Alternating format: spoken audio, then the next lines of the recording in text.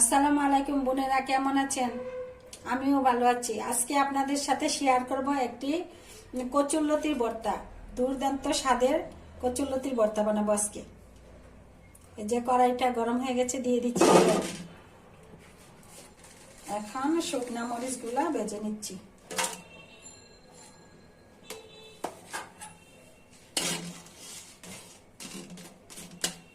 মরিচটা ভাজা হয়ে গেছে, আমি দিয়ে নিচ্ছি।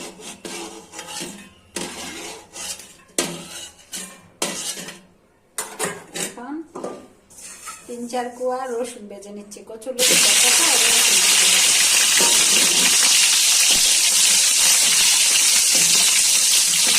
এখন খালি করে রসুনগুলো ভাজা হয়ে গেছে। আর এই ভর্তার জন্য এই বড় রসুনগুলাই সবচেয়ে ভালো।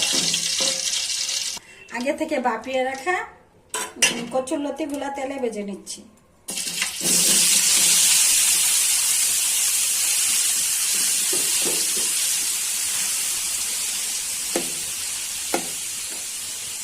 ভাজা হয়ে গেছে লতিগুলা, ভাজা হয়ে গেছে। ভর্তাটা করে নিব। এখন দেখেন কি সুন্দর একটা কালার আসছে তেলে ভাজা করে। এরকম ভাবে ভাইজা বানাইলে গলায় ধরে না। আর শীতের দিনে লতি এমনি তো গলায় ধরে না, সাথে রসুন দিচ্ছি তো গলায় দেবে না, গলায় ধরেও না। বোনের এখন পেঁয়াজ ধনিয়া পাতা কুচি করে নিব ভর্তাটা, কচুরলতি ভর্তা করার জন্য।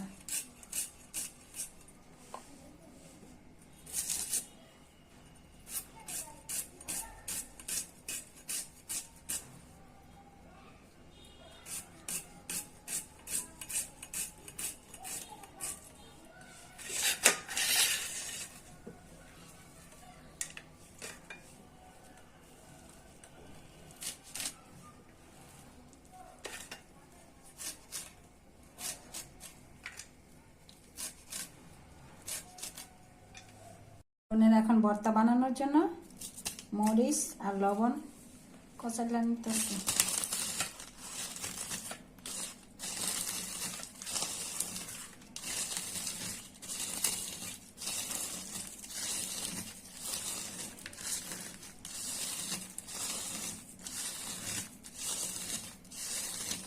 আর এই লতির ভর্তাটা একটু হালকা জাল হলেই ভালো লাগে। ভর্তাটা গরম ভাতের সাথে খাবেন। আর খাওয়ার সময় যদি ঘরে লেবু থাকে, লেবু এক পিস সাথে নেবেন, খেয়ে দেখবেন ইনশাল্লাহ অনেক স্বাদ লাগবে।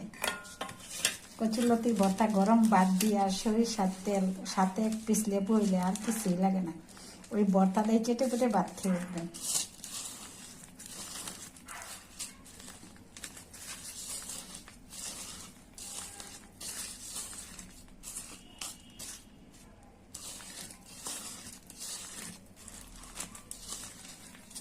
আর ভালো করে রসুনটা ভাজা নিবেন যাতে একবারে মিশে যায়।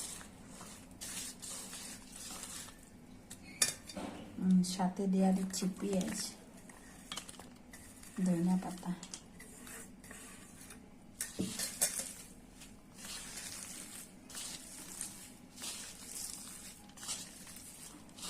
এখন মনে করেন রসুন, শুকনা মরিচ, পেঁয়াজ, ধনিয়া পাতা যেইভাবে কষালছি না, এইটুকু দিয়ে আবার গরম ভাতের সাথে খাইতে ভালো লাগবে।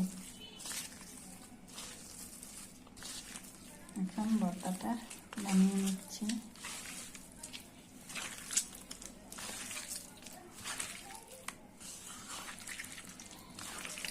ভালো করে ভাপাইয়া তেলে ভাইজা নিবেন, গলায় ধরবে না, খেতেও স্বাদ লাগবে। আর শীতের দিনে কচুরলতি গলায় ধরে না, খুব কম।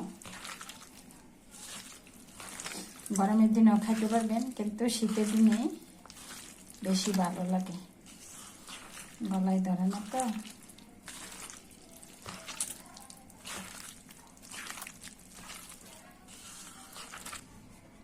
দিয়ে দিচ্ছি সরিষার তেল।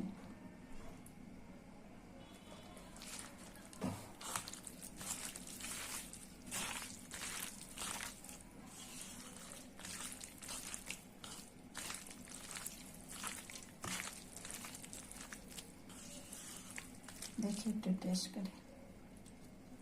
ও অনেক স্বাদ হয়েছে বোনেরা, হয়ে গেল মজাদার স্বাদের কচুরলতির ভর্তা। আপনারা এইভাবে বানিয়ে খাবেন। আর আমার ভিডিওগুলো বেশি বেশি দেখবেন, শেয়ার করবেন, লাইক করবেন, আমার পাশে থাকবেন। আল্লাহ হাফেজ।